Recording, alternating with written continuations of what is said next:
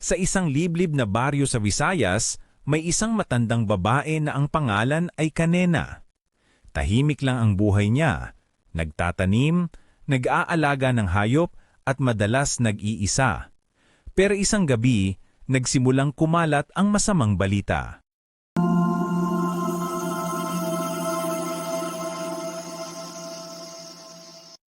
Sunod-sunod ang pagkakasakit ng mga bata sa baryo. At tulad ng dati, may isang tao na agad nagturo.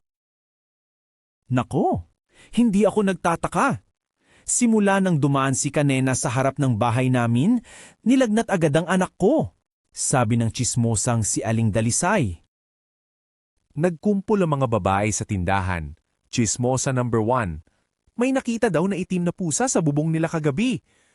Chismosa number 2. Ay naku, yung mga pusa ng mga aswang, di ba? Basta ako, hindi nadadaan sa bahay niya sa gabi. Ang sagi naman ng taho vendor. At doon nagsimula ang paratang, aswang si Kanena. Habang natutulog si Boy, narinig niya ang kaluskos sa bintana. Ma, may kumakaluskos, ang sabi ni Boy.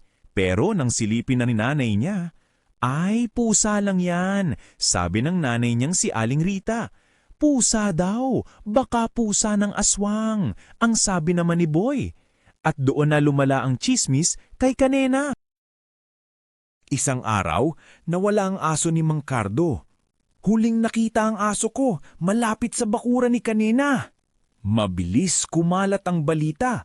Ayan na, kumakain ng hayop, aswang nga, sabi ng isang tsismosa.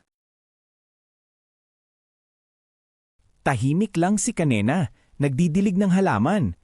Sana gumaling na ang mga bata, kung may gamot lang ako, sabi ni Kanena. Pero habang nagsasalita siya, may mga mata sa paligid na nakamasid at nanghuhusga. Nagtawag ng pagpupulong si Kapitan. Hindi tayo pwedeng maniwala sa haka-haka, kailalan ng ebidensya. Pero ang mga tao, mainit ang ulo. Kapitan, takot kami. Ilayo niyo siya sa baryo, sabi ng isa na namang tsismosa. Pinatawag si Kanena sa barangay hall. Mga anak, bakit ninyo ako pinagdududahan? Sabi ni Kanena. Sige nga, ipaliwanag mo bakit nagkakasakit ang mga bata, sigaw ni Aling Dalisay. Hindi ko alam, pero kung kaya ko sanang tumulong, tutulong ako. Pero hindi sila naniwala. May isang binatang sumigaw sa gitna ng pulutong. Kapitan, kung hindi nyo tatanggalin si Kanena, kami na ang gagawa ng paraan. Nagngingit-ngit ang mga tao. Gabi-gabi silang natatakot at si Kanena ang sinisisi. Umuwi si Kanena ng luhaan. Walang nagtanong kung totoo ba. Walang gustong makinig. Pero hindi nila alam, sa sumunod na mga araw, may isang sekreto ang lalabas at ang magpapabago ng lahat.